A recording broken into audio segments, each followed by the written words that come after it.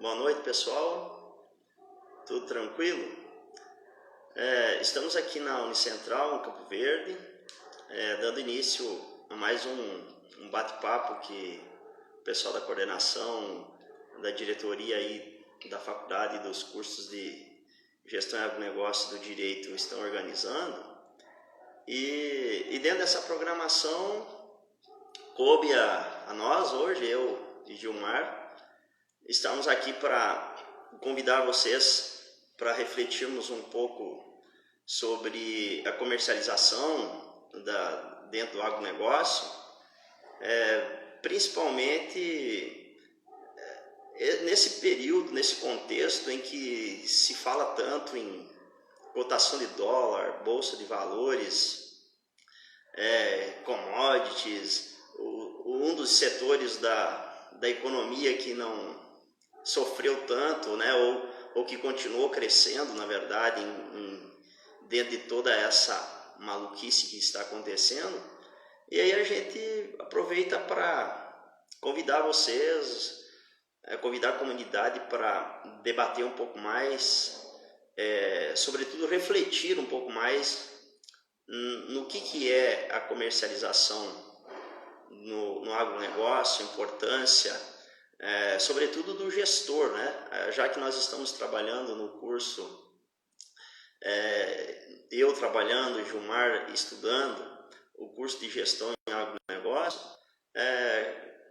pensar um pouco mais, convidar a comunidade para a gente refletir em tudo que envolve essa cadeia do agronegócio, né? Então, eu sou Ediomar da Lanora, sou professor aqui no curso de agronegócio, gestão em agronegócio da Unicentral. Também sou professor de história aqui no estado do Mato Grosso, município de Campo Verde.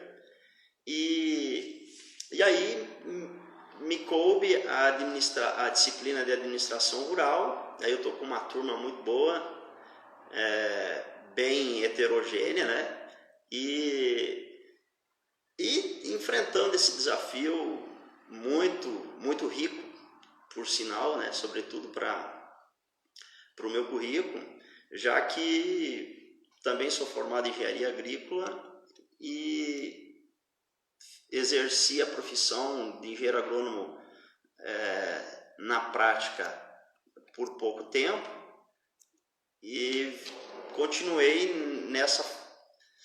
nessa missão que é discutir conceitos, ajudar as pessoas a pensarem a teoria, né? E depois colocar em prática uma parte disso que é discutido. Então, para início de conversa, vou pedir para o meu colega, amigo Gilmar, se apresentar. E aí eu faço uma breve introdução aqui da proposta nossa e depois o Gilmar vai esclarecer as principais indagações que nós temos em relação a essa questão da comercialização no agronegócio. Beleza, Gilmar? Pode se apresentar aí e na sequência nós vamos trocando umas ideias de forma mais direta. Solicito aqui.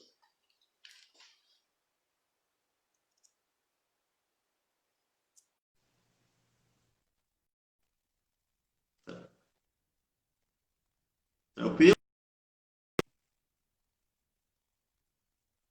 Pessoal, pode ir mandando comentário aí, algumas perguntas. Caso queiram discutir alguma coisa, pode perguntar. Na medida do possível, a gente vai trocando ideia com vocês. Só um pouquinho, Gilmar está se organizando aqui. Tecnologia. Já que nós vamos falar um pouco de tecnologia hoje, né? Tá bom, Gilmar. Até que você entra aí, então eu vou fazendo a introdução aqui e depois você se apresenta. Pessoal, qual que é o intuito dessa conversa, desse papo, essa troca de informações aqui? Primeiro, dentro da proposta da faculdade, é a gente convidar a comunidade para, principalmente o pessoal aí envolvido de forma mais direta com o agronegócio, para a gente realmente refletir um pouco mais sobre algumas das atividades que estão diretamente ligadas com a administração rural, mas especificamente a questão da comercialização. Uma das coisas que nós conversamos bastante é que, ao longo da história da agricultura, ela passa por altos e baixos. Mas, ultimamente, a tecnologia chegou para ficar em todos os setores, na agricultura não é diferente.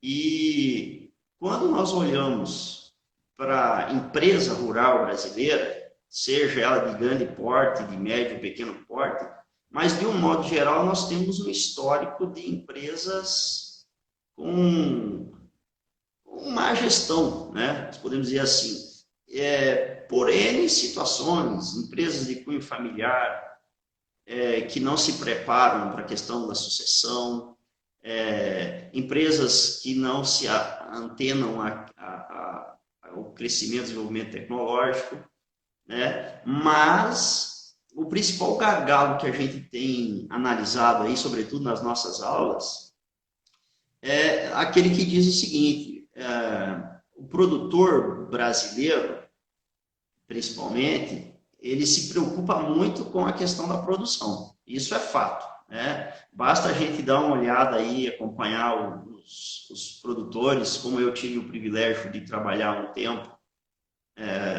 de forma direta com os produtores, muita gente preocupada, focado em tecnologia de semente, tecnologia de defensivos, de maquinário, mão de obra qualificada, mas voltado sempre ou quase sempre para a produção, né? Mas a agricultura não é feita só de produção, né? A agricultura é feita a gestão, ela é muito ampla, né? E então nós temos um dos pontos muito importantes aí é a questão da comercialização, né? Sobretudo quando nós falamos do agronegócio brasileiro, que a gente quase que por vocação, né? Vamos colocar essa vocação entre aspas aí, nos especializamos em fornecer matéria-prima para o mundo, né? E a grande matéria-prima do Centro-Oeste, sobretudo aqui da nossa região, são os grãos, seja soja, milho, né? Mas a fibra do algodão e tal. Qual é o nível de engajamento do produtor rural com a comercialização dessas commodities? Então, esse é um gargalo que nós precisamos resolver ainda. Tá muito deficitário. E aí o Gilmar, como um empresário do setor de comercialização de commodities, alguém com vasta experiência trabalhando nas multinacionais e agora um tempo, né, tocando o negócio deles por conta própria, ele tem uma vasta experiência nisso e um dos pontos que eu, particularmente, enquanto profissional da educação, prezo muito é essa contribuição que a gente tem dos alunos. Tu se prepara para uma coisa, se prepara para a parte teórica e, em alguns pontos, são os alunos que dão aula, né? Assim como ele, tem outros na sala, na turma, que tem aí no setor do agronegócio e que contribuem com a gente nas aulas, e agora especificamente o Gilmar, né, tem essa contribuição muito mais rica ainda para nós, né, que é na comercialização. Tudo tranquilo, Gilmar? Tá? É porque o Gilmar está em Rondonópolis e essa tecnologia ajuda, é óbvio, ela veio para ficar, né? mas ela tem os percalços aí. Tá, a hora que o Gilmar chegar, ele fala com propriedade, e eu continuo falando mais um pouco aqui com vocês, puxando um pouco pro meu peixe, né? A gente, ao falar do agronegócio, falar da comercialização, nós temos que pensar um pouquinho também na questão histórica, né? E uma pergunta que eu sempre faço para o pessoal qual que é a razão para a grande maioria das pessoas que vivem no Centro-Oeste, mais especificamente aqui no nosso Planalto do Campo Verde, por que a maior parte desse pessoal está aqui? O que é que trouxe essa gente para cá? Né? Claro que vocês vão me responder, é o agronegócio, mas quando? Qual atividade? Né? Então a gente sabe que a soja é a grande responsável, quem abriu a fronteira, né? E depois vieram os outros, né? Veio o milho, veio o algodão, né? O pessoal aí experimentando, testando para colocar o trigo também como segunda safra, dentro desse projeto fundamental de rotação de cultura, né? E já nós chegamos lá. Assim como a soja chegou a partir do melhoramento genético, da adaptação, da seleção, o trigo também chegam outras culturas. Tá? E aí, a soja, mas ela veio sozinha, né? Brotou do nada, então nós também temos que lembrar que, paralelo a tudo isso, é a questão da tecnologia, né? E aí a gente precisa lembrar, quando se fala tanto em questão do poder público, ou é poder público, ou é iniciativa privada, a gente sabe que preciso pensar em políticas também, né? A iniciativa privada assumiu, de certa forma, a parte de sementes, a parte dos insumos e até a comercialização. Mas a base da pesquisa foi iniciativa pública. Então, para nós do agronegócio, temos que pensar isso, pensar na criação da Embrapa ainda lá na década de 70, né? E depois a Embrapa Soja em 75, 72 Embrapa, 75 a Embrapa Soja, e que veio caminhando, né, veio trabalhando, o governo veio investindo, e estamos aí no Brasil, né, e ainda com algumas barreiras para serem superadas, principalmente nós do agronegócio precisamos discutir de verdade a questão ambiental. A tecnologia está aí, nós precisamos utilizá-la. Nós precisamos produzir? Precisamos. Agora, quais as alternativas para nós produzirmos? Gente, nós temos, por mais leigo que possamos ser, nós sabemos que os recursos naturais são finitos, né? Mas a gente já melhorou tanto a nossa produtividade e continuaremos melhorando essa produtividade, né? Por isso o casamento com a tecnologia.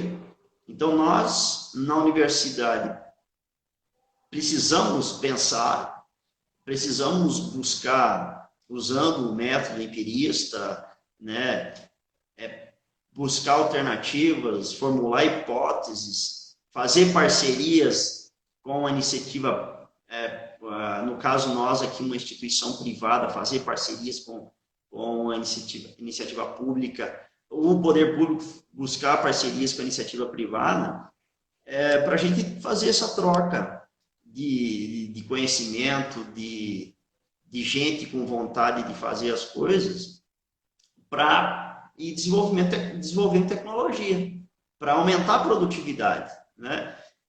E aí, também não adianta a gente aumentar a produtividade se não pensarmos nas outras etapas, né? Não pensarmos em armazenamento, não pensarmos em resolver o desperdício. O produtor, conforme o pessoal da agricultura fala, da porteira para dentro, está especializado, está organizado. E da porteira para fora, como é que está? Como é que estão as parcerias público-privado?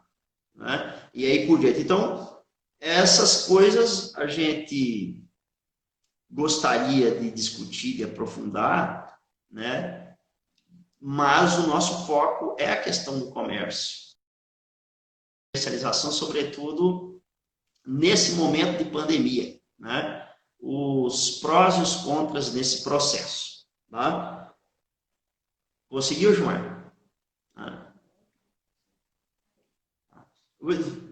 Vamos falando. O pessoal aí que está acompanhando, a gente tiver alguma pergunta, algum questionamento, pode ir adiantando aí para ir me auxiliando, até que o Gilmar consegue chegar. Eu acho que ele está vindo de Rondonópolis e resolveu vir fazer ao vivo aqui, né? Os meninos aí da nossa turma que estão acompanhando, né? Você sabe que nós discutimos nas nossas aulas a questão de como o profissional todos os profissionais, mas especificamente os nossos profissionais do agro, o gestor especificamente, ele precisa ser um profissional multidisciplinar, não é? Ele precisa ser alguém que entenda de um monte de coisas, né? Precisa, sobretudo, entenda de tecnologia, de lidar com pessoas, né? Recursos humanos, a gente falou. Ele precisa conhecer a política, né? A política propriamente dita, no sentido da negociação, mas também as políticas ambientais. Então, o gestor, ele é um profissional que ele tem muita responsabilidade, né? Por isso a gente chama ele de multidisciplinar, né? E esse profissional, esse gestor, ele vai atuar na vasta gama de atividades que envolve o agronegócio. Então, para quem tiver interesse de conhecer mais, de participar de forma mais ativa, saiba que o gestor em agronegócio, ele vai lidar com todos os departamentos existentes dentro de uma empresa, no caso nosso aqui específico, na empresa rural, né? E para fazer isso, tem que lembrar que você não pode ficar preso à produção. É fundamental a produção, aumentar a produtividade, aumentar a qualidade do que você está produzindo. Mas de que adianta tu produzir, e na hora de comercializar ou na hora de armazenar esse produto, de garantir a qualidade adequada desse produto, a tua empresa não está preparada, ela não se preparou para isso, né? E é algo muito comum ainda nas empresas rurais. Então, é algo que nós temos que ir pensando, discutindo, debatendo, buscando alternativas, buscando soluções. E aonde que nós vamos fazer isso? É na prática? Na prática, mas tu tem que ter fundamentos teóricos para pensar essas coisas, né? E aí, gente, uma coisa que eu combinei com o Gilmar de nós falarmos aqui, que se hoje nós sabemos e concordamos que é necessário aumentar a produção, né? Isso é fato, não adianta tu querer fugir. E num contexto de limitação de recursos naturais, o que nós vamos fazer? Eu preciso aumentar a produção, mas eu estou num contexto de limitação dos recursos naturais. Eu disse antes, precisamos aumentar a produtividade. Nós precisamos otimizar os recursos disponíveis, né? Nós precisamos gerir todos os recursos disponíveis, né? Nós precisamos, sobretudo, otimizar esses recursos. E como é que você faz isso?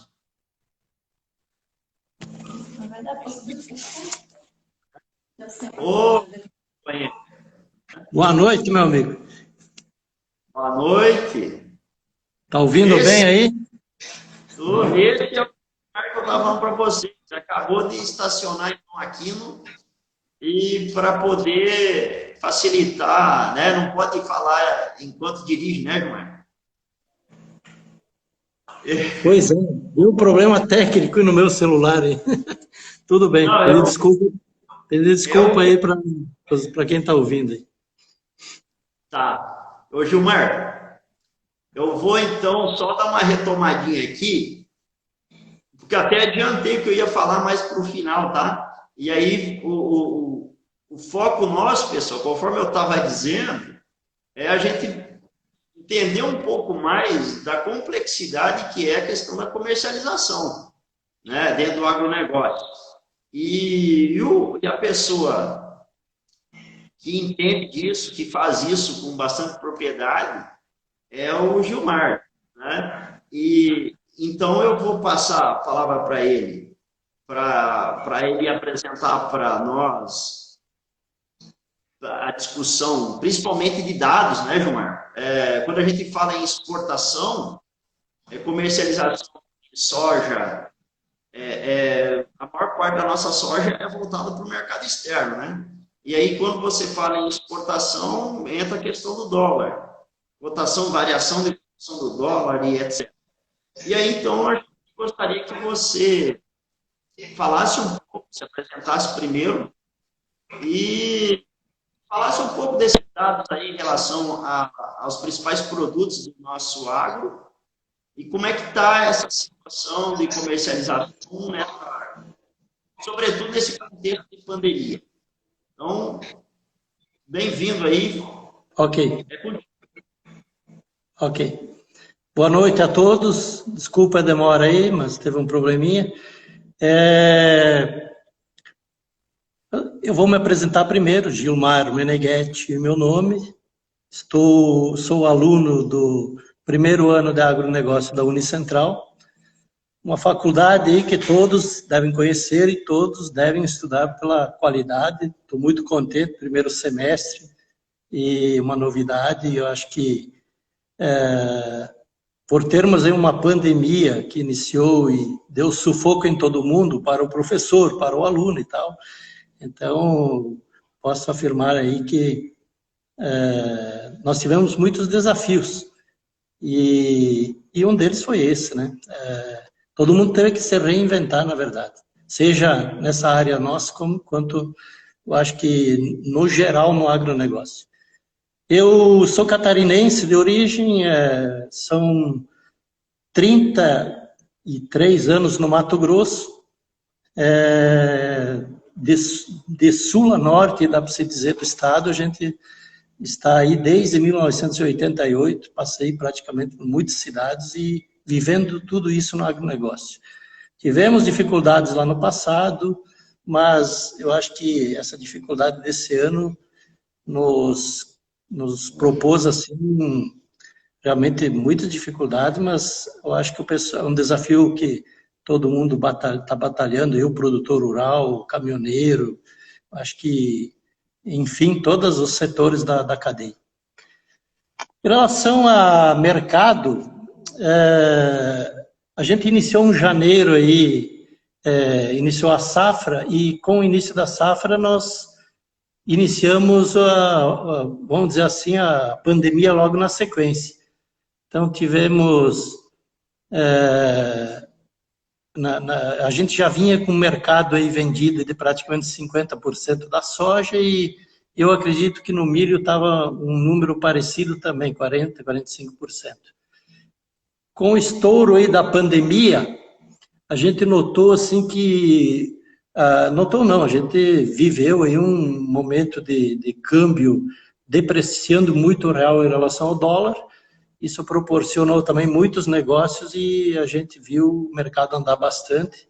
E hoje, praticamente, soja, começando pela soja, aí, a gente começou com 50% vendido e já finalizou a safra com praticamente 80%, 85% vendido. São grandes desafios. Os preços que, vamos dizer, em 2016 aí teve R$90, um dos melhores preços. Esse ano, a nível de Porto, chegou até 110. Hoje, nível de Campo Verde já teve aí 112, R$113. Então, é um mercado de recordes nessa área. o produtor, assim, em nível de reais, ele está conseguindo uma receita até boa, mas assim, se for olhar o lado de dólar, o mercado em dólar, ele teve bastante travado aí em 16, 17 dólares, e agora, ultimamente, pela forte procura, já atingiu aí patamares de 21, 21,50 dólares. O que fez com isso? O produtor vinha com muitas contas em dólar, e agora ele conseguiu, com essa melhora do câmbio, no finalmente ele conseguiu equalizar um pouquinho as contas. Mas também foi das dificuldades que o produtor teve, e graças a Deus agora eu acho que está se encaminhando. A nova safra eu vejo um cenário do ano que vem também similar. Nós vamos entrar na próxima safra aí com mais de 60% vendido, vai ser até mais do que esse ano. E eu vejo assim que os preços, mantendo um pouco esse câmbio aí na faixa de R$5 por nós vamos ver assim um mercado também batendo novos recordes, na minha opinião. Então, eu sei que às vezes se olha em reais, mas eu acho que a gente tem que olhar também em dólar, porque os compromissos do produtor com os insumos, ele vem bastante a nível de dólar, as compras. Então, mas assim, veja um cenário desse ano que foi bom, apesar de que ele vendeu uma boa parte da safra lá atrás, com preço mais baixo, mas na média aí, eu acho que ficou bom, e nós vamos ter mais um ano interessante para a soja. Nós estamos hoje já tendo preços de soja para 2022, já tem ofertas a R$92, R$93. Isso para contas em reais, ele já pode ir equalizando alguma conta lá na frente. Também é interessante, por quê? Porque a pandemia, ela proporcionou essa desvalorização do real, essa depreciação, e automaticamente, em alguma coisa, ela ajudou. Tirando o lado triste aí dos entes queridos que até partiram, e que alguns ligados a nós também, teve os dois lados da história. Então, eu acho que os desafios são grandes, e logo à frente a gente vai sair dessa rotina aí. Eu acredito que o agronegócio hoje, que você vê todos os setores da economia em 2020 sendo negativos, mas o agronegócio galopa, anda a passos largos e não vai voltar para trás. Só para fazer um adendozinho, hoje nós falamos em China, claro, a que mais compra, leva aí 65%, 70% da produção, é a principal compradora, tem outros países que também compram, mas nós vamos ver amanhã ou depois a China do futuro. A China do futuro vai ser a Índia.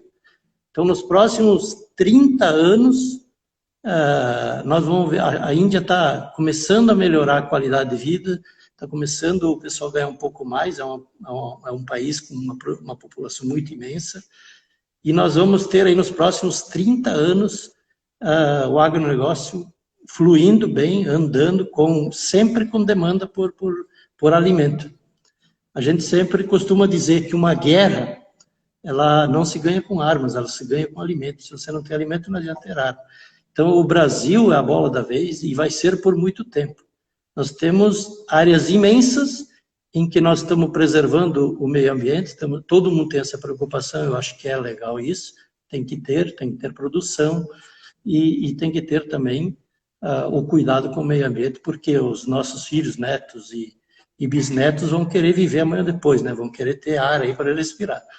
Então, de uma forma geral, o agronegócio, na pandemia, teve sofrimentos, mas eu acredito que foi um dos setores que mais evoluiu e que continua evoluindo, e nós vamos ter muita surpresa positiva pela frente.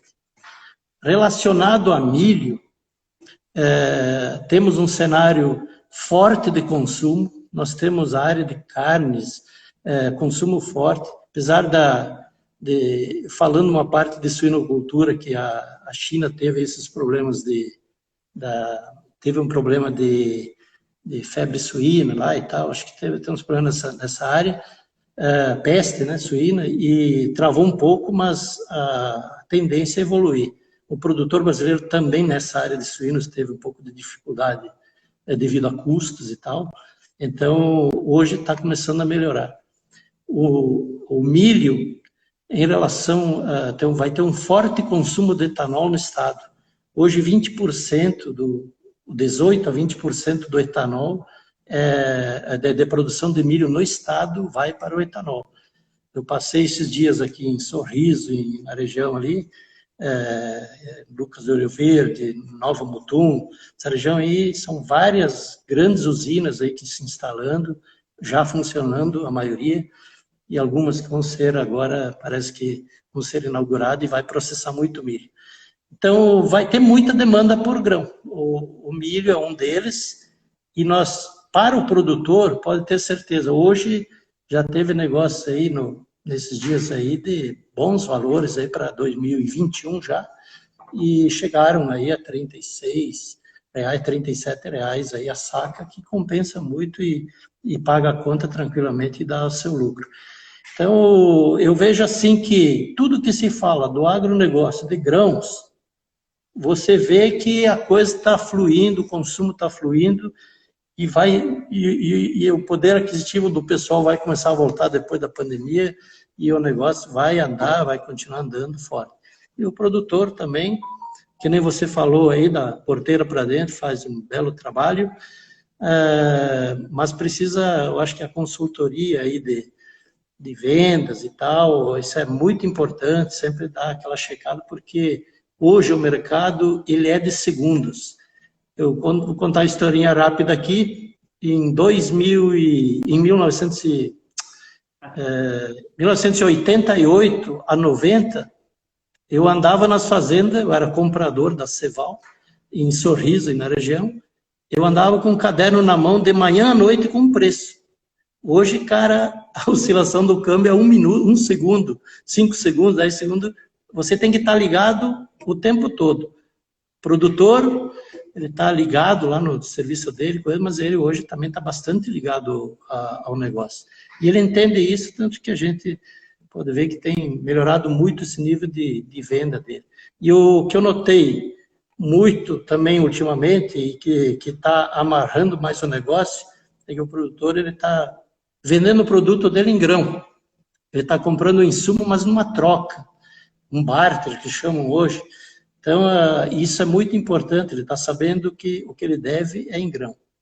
Então, eu vejo assim que a coisa está fluindo, acho que em vários sentidos, a tecnologia, o avanço da tecnologia.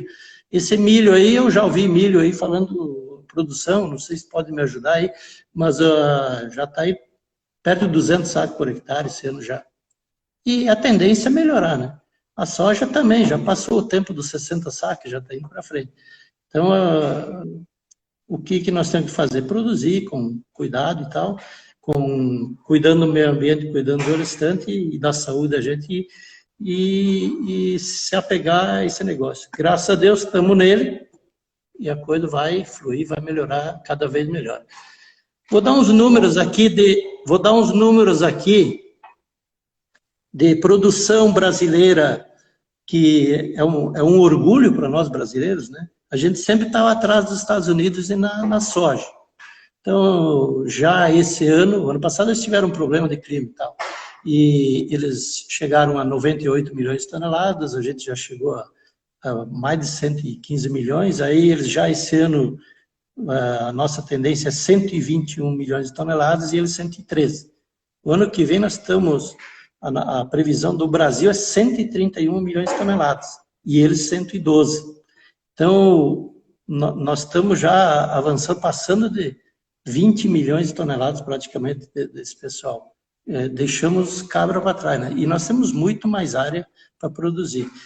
Então, acho que são números que valorizam. Em termos de milho,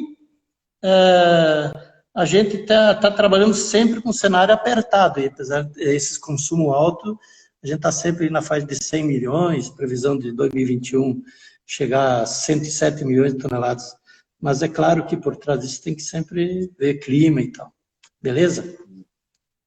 Ô, Gilmar, E aproveitando que você está falando aí, e eu tinha começado falando lá no início, uma coisa muito importante dentro desses dados que você traz é que esse ganho de volume que nós tivemos aí, a maior parte disso aí foi aumentando produtividade, não é?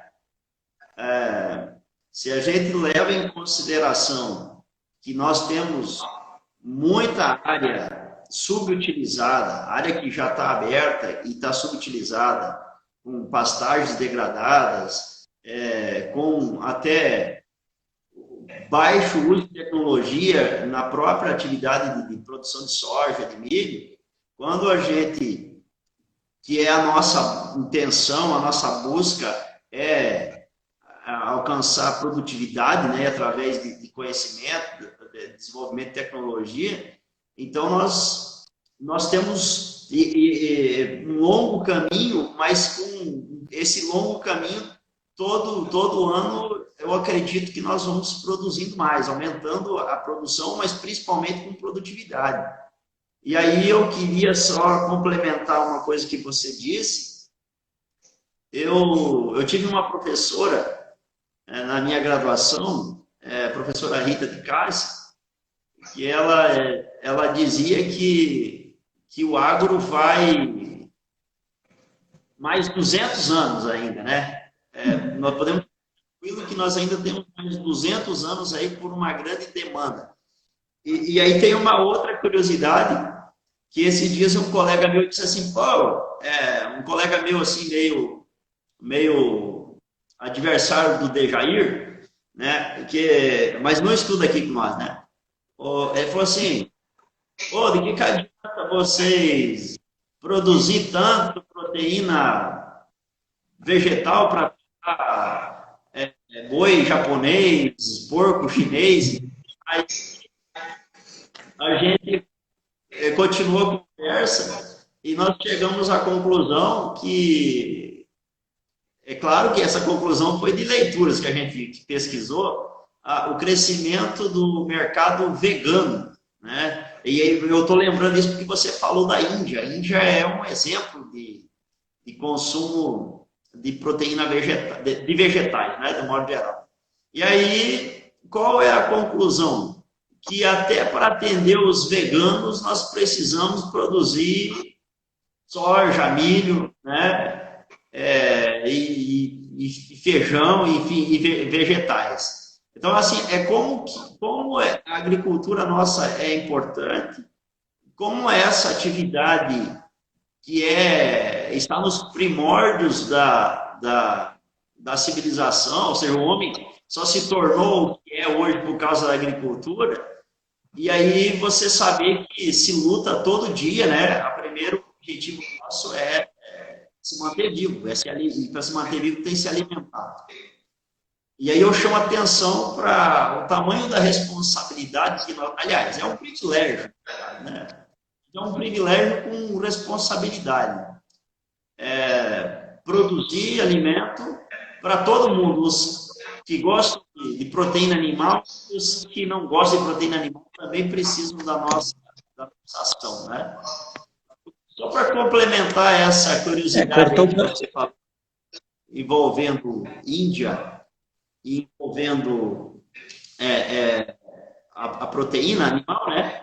Então, por mais que tu não queira proteína animal, mas tu vai precisar da soja. Você quer acrescentar mais alguma coisa? Dados importantes aí? Está cortando um pouco, não sei se o meu também está cortando, o seu cortou bastante. Mas nessa área você pode ver que proteína animal, vegetal, isso aí tem uma demanda muito forte a cada dia que passa. E queira ou não queira, tem que atender todos os setores. E o negócio é produzir, porque tem liquidez, né? Você tem na mão soja e milho hoje, algodão, que não entrei nesse assunto algodão, que eu não sou muito exímio aí, mas tem muito que atender assim os setores. Falando um pouco de algodão aí, para o pessoal do algodão não ficar bravo comigo, né? Aí é o seguinte, meu amigo Zanetti deve estar assistindo, vai ficar bravo se não falar em algodão. O, o algodão foi um dos produtos que o produtor teve que fazer um belo desafio nessa pandemia. Tinha muito produto vendido para ter selagem e tal, e como fechou tudo, o pessoal começou a bloquear e as vendas em dólar, às vezes, e o cara com compromisso em dólar e a soja em dólar lá atrás estava ruim, né? Preço. Então teve que se reinventar, reestruturar as contas e trabalhar mais para frente. Então eu presenciei isso bem com alguns clientes que me falaram, pô, agora eu vou ter que vender outro produto para mim pagar as contas e tal. Mas assim, teve um trabalho muito bom do produtor nesse sentido. E de parte, assim, no geral, você está falando falou de muita área para se abrir e tal. Tem uma imensidão. E sem derrubar uma árvore, realmente. Tem muitas áreas ainda degradadas. Apesar de que essa semana passada, ou retrasada, se não me engano, que eu fiz uma viagem de 3.000 quilômetros por estradas, algumas asfalto e outras na imensidão de Gaúcha do Norte, aquela região ali que eu não conhecia. Eu conhecia até Boa Esperança de Sorriso para dentro. Mas, cara, que imensidão de região olha, é de ficar abismado com tanta área bonita, tanto lugar bonito, e áreas imensas, planas que estão sendo aproveitadas agora. Então, tem muita área do Mato Grosso a ser utilizada aí para isso aí. Então, eu lembro que quando a gente estava em Sorriso, a gente falava, lá em Nova Ubiratã, parecia que era lá no fim do mundo, né? E como essas cidades cresceram, se reestruturaram com o agronegócio. Então, a gente costuma dizer o seguinte, que onde entrou o agronegócio, tudo se desenvolve. É uma realidade. Nos anos de 88 para frente, a gente ia numa dessas regiões em que tinha 5, 6 mil hectares apenas. E o meu diretor dizia assim, você não acha que dá para pôr um silo aqui? Eu falava sempre assim, você põe o silo que ao redor aí vai caindo árvore e vai virando lavoura. E realmente acontecia. Em áreas que poderia abrir, é lógico, legalmente autorizadas. Então, de 89, 90 e para frente, eu presenciei pessoalmente por praticamente 20 anos isso lá, e financiei muito produtor e tal, e vi isso frente a frente, corpo a corpo, e clientes que você vê, tinham 200 hectares, 300, 500 hectares, hoje plantam 10 mil, 15 mil hectares. Então, cresceram, sofreram. Regiões que não tinha um palmo de asfalto. O único asfalto que tinha era o BR-63 e era mais buraco que asfalto. Então, foi um desafio grande e esses caras apostaram e estão felizes hoje. Alguns desistiram da luta, mas por isso que eu falo, tem que batalhar, tem que acreditar. É importante, Gilmar, isso que você está falando, porque fala assim, o grande propósito dessa nossa fala, dessa nossa conversa aqui, um deles, né, é a questão da desmistificação, né, porque a gente sofre, principalmente por quem está de fora, desculpa aí a brincadeira, aproveitando o que você falou ali, tem uma brincadeira que o pessoal fala assim que as pingas que eu bebo todo mundo vê, né, mas os tomos que eu levo eu não enxergo. Então, a luta desses caras que enfrentaram isso para que nós hoje estivéssemos aqui atuando nas mais variadas profissões e funções, ela precisa ser vista também. É claro que tem todo um contexto por trás, toda uma luta por terra, por espaço, enfim, mas tem muita coisa que a gente precisa desmistificar. O curso de gestão do negócio, ele é para preparar o profissional para gerir um negócio, mas gerir um negócio levando em consideração, sobretudo, essas novas demandas que você está falando.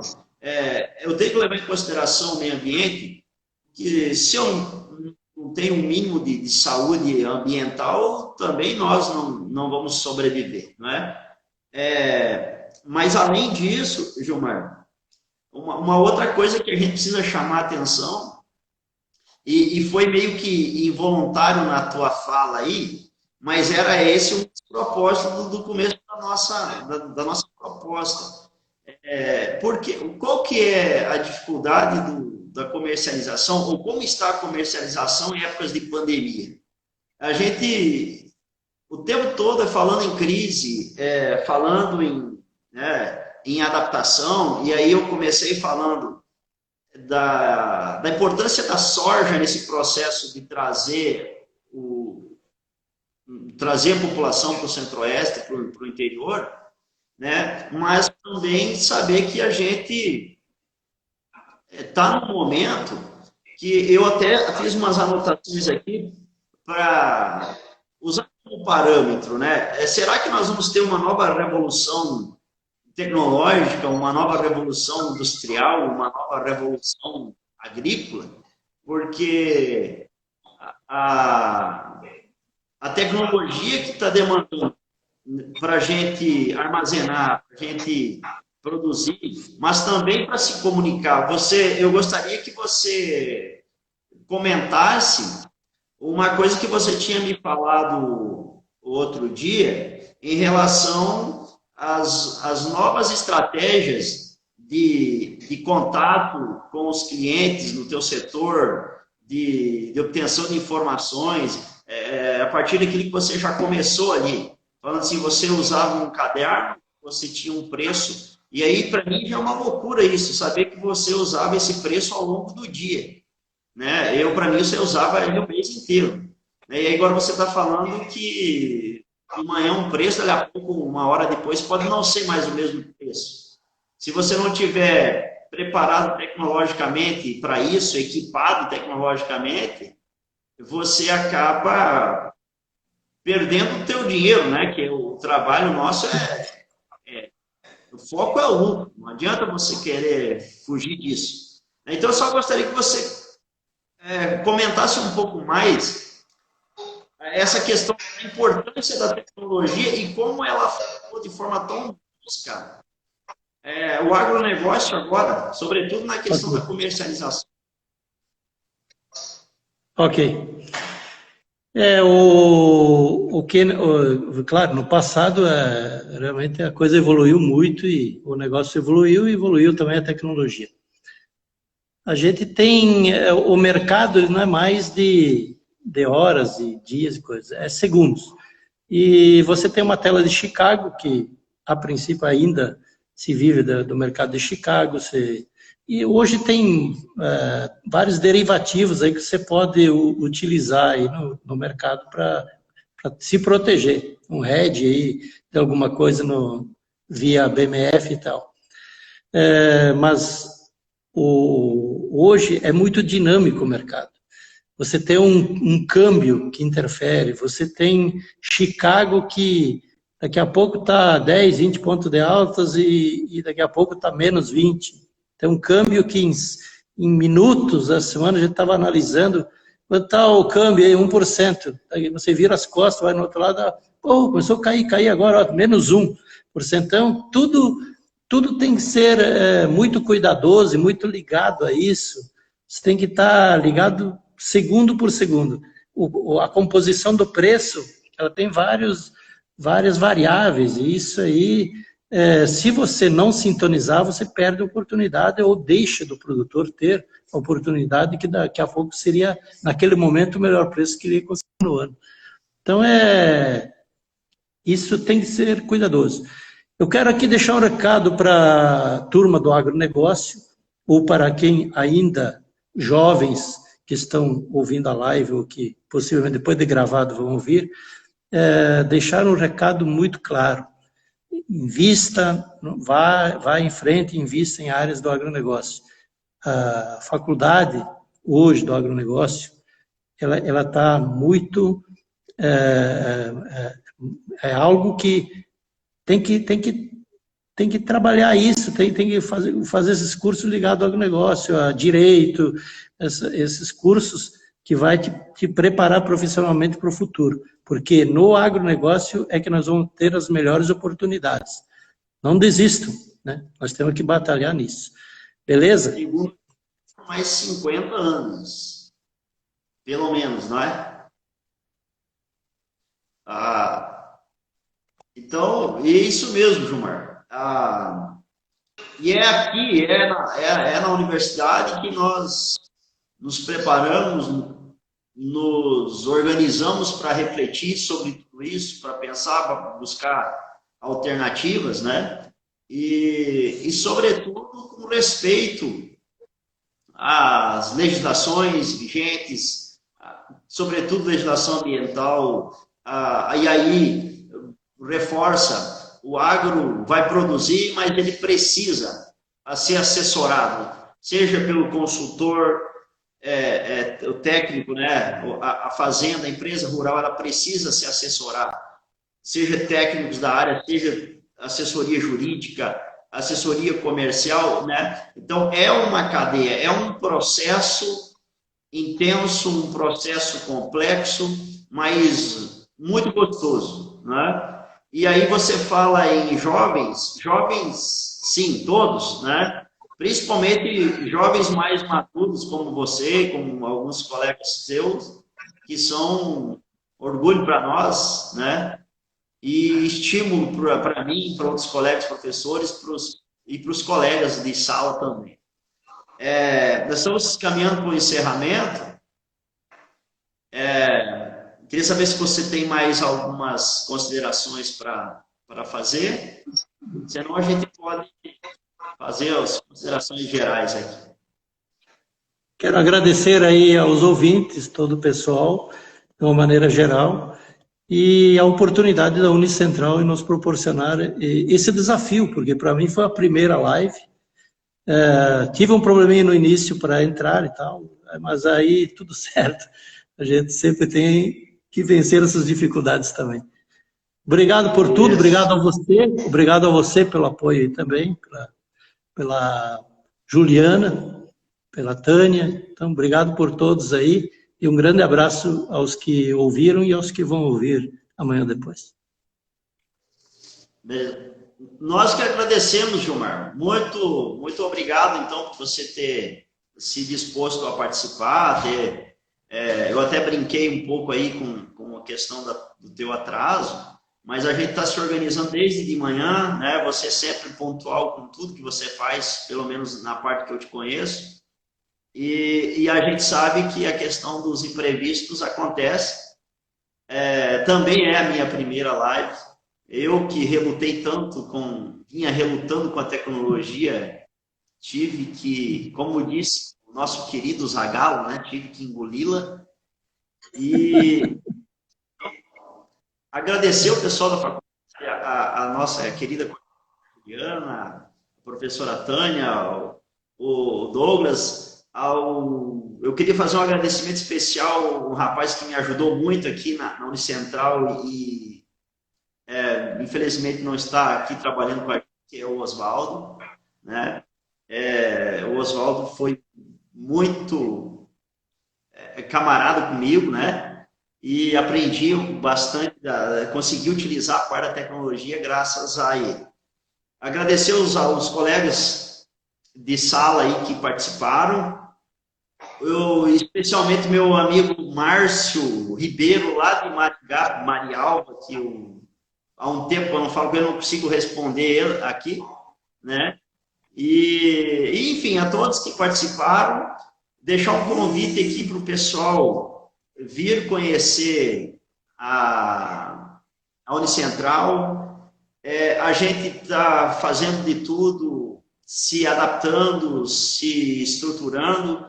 Essa pandemia pegou todo mundo, né, de forma inesperada, mas essa é a nossa especialidade enquanto ser humano, é se adaptar, é se articular e melhorar cada vez mais, né?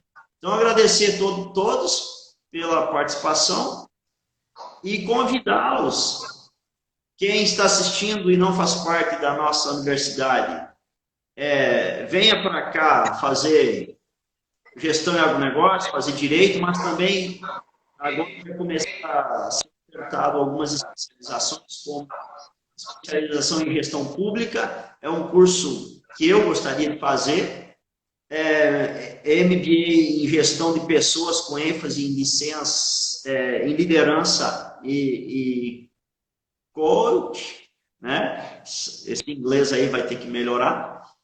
E, enfim, gente, todos aí. E até a próxima. Tá? Até isso. mais. Ok.